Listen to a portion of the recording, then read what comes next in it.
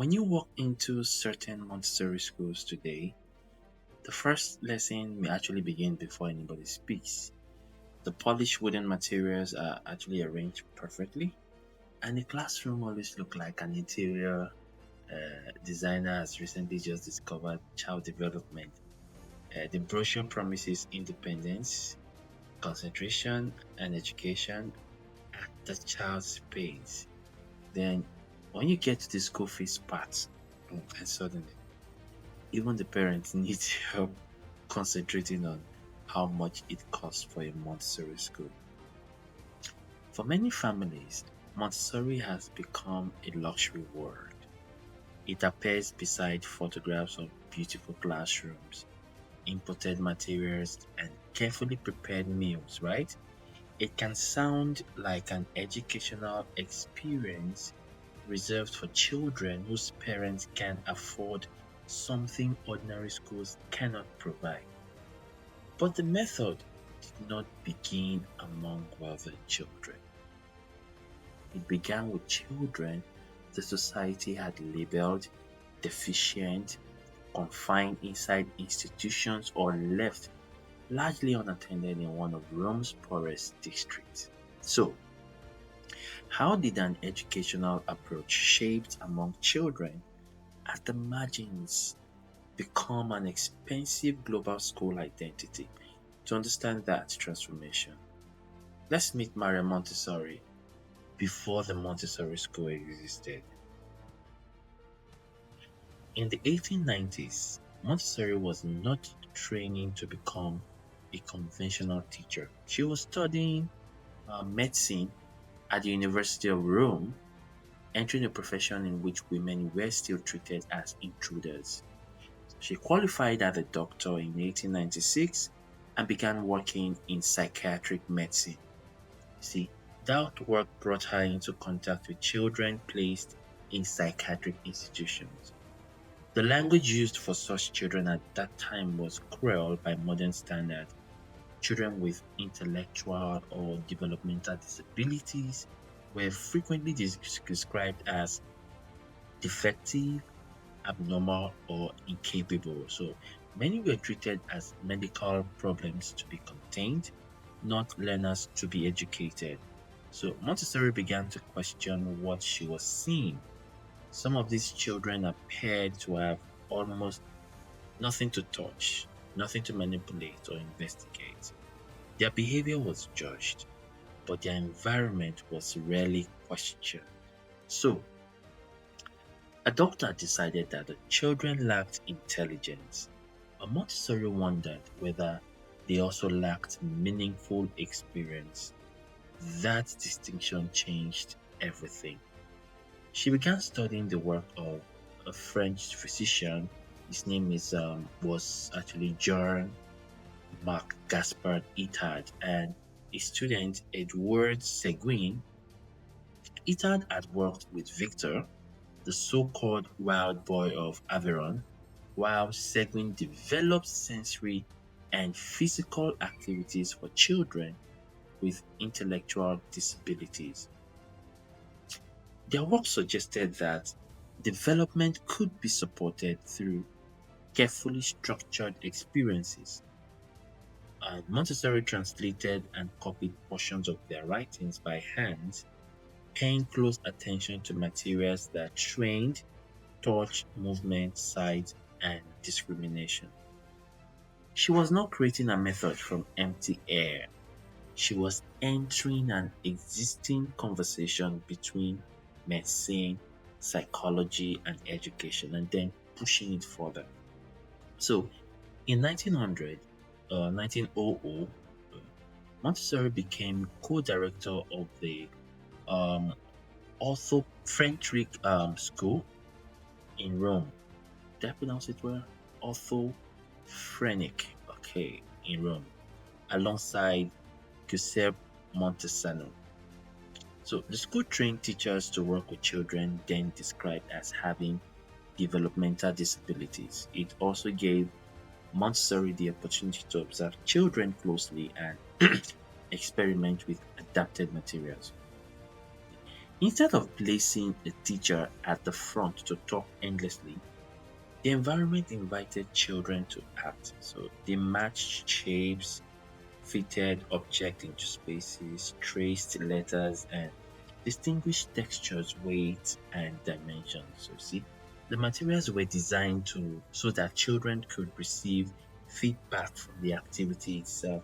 So if a piece did not fit, the material exposed the mistake without requiring an adult to announce you are wrong as though the child had committed an educational crime. So some of the children eventually performed well enough to pass examinations used for children in ordinary schools, and the public response celebrated the achievement.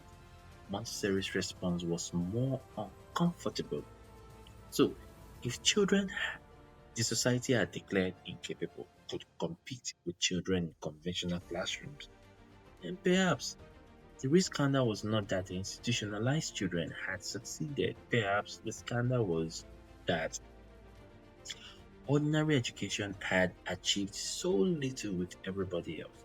Mhm. You see, that question carried Montessori away from medicine and deeper into education. So she returned to university to study philosophy, psychology, and anthropology. She observed classrooms, she examined how children develop, and began imagining an education built around the learner's activity rather than the teacher's performance. Then, in 1907, an unusual opportunity appeared. The San Lorenzo district of Rome was crowded, impoverished, and associated with poor housing and social neglect. So, a property development organization had renovated apartment buildings there. But while parents went out to work, many younger children remained in the buildings without supervision. The owners wanted somewhere to gather them, partly to prevent damage to the renovated apartment. This was not originally a grand educational revolution. It was, in part, a practical answer to children roaming around a housing block. So, Montessori was invited to organize the space. On 6 January 1907, the first Casa de Bambini, that's the children's house, opened at 53 Via de Marci. Its pupils were approximately 3 to 6 years old and came from working class families. The room was not filled with the expensive perfection now displayed in some school advertisements. Early accounts describe an initially sparse and imperfect environment. Montessori brought in materials related to those she had used in her earlier work and began watching what the children did. The word I just said, watching, is very important in the story. Many educational systems begin with a curriculum and attempt to force the child inside the curriculum. But Montessori increasingly began with observation. Which activity attracted the child? What encouraged concentration? What could the child do independently? When did disorder reduce without threats, shouting, or punishment? Gradually, she noticed something surprising.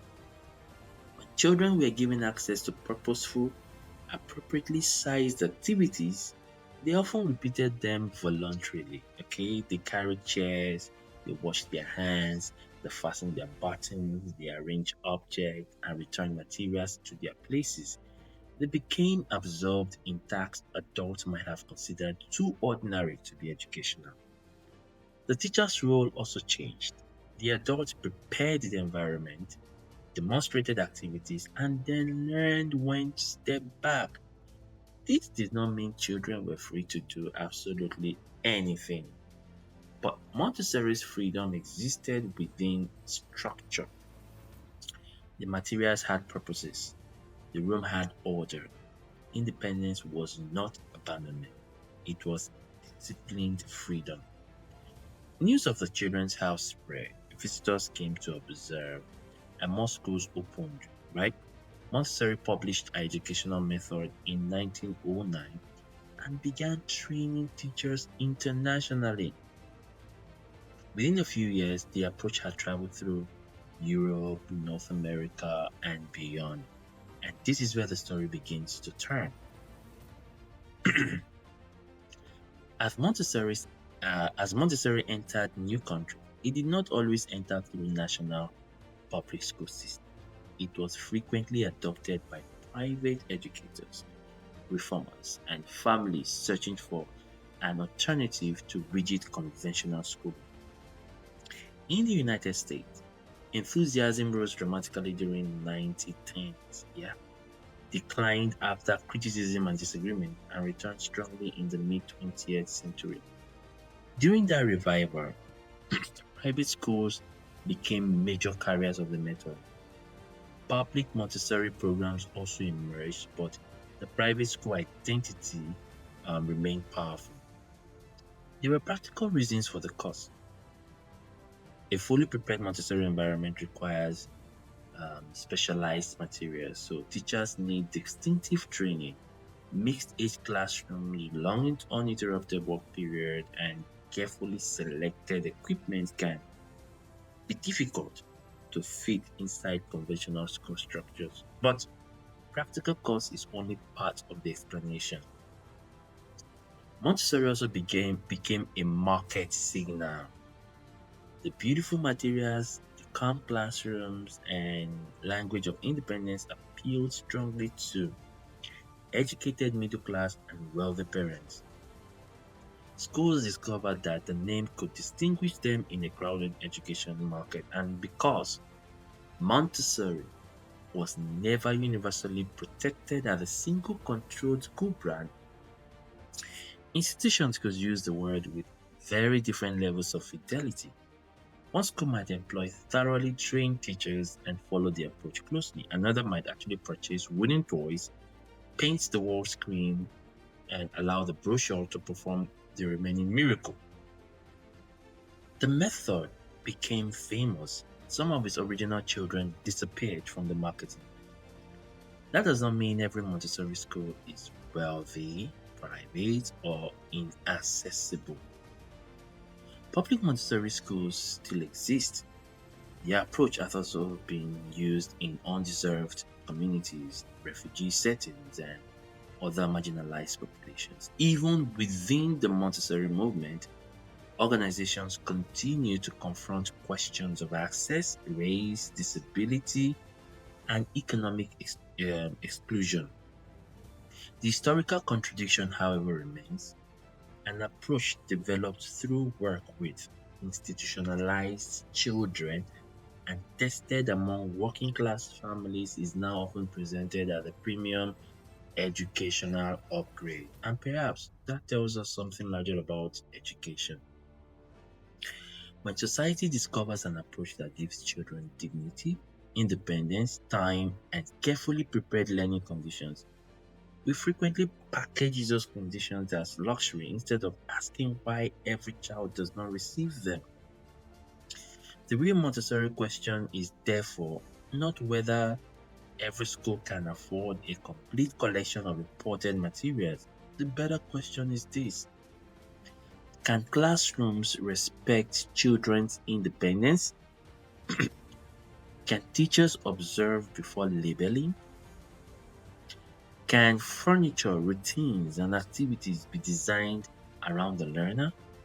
Can children handle real objects, correct some of their own mistakes, and experience concentration without constant adult interruption?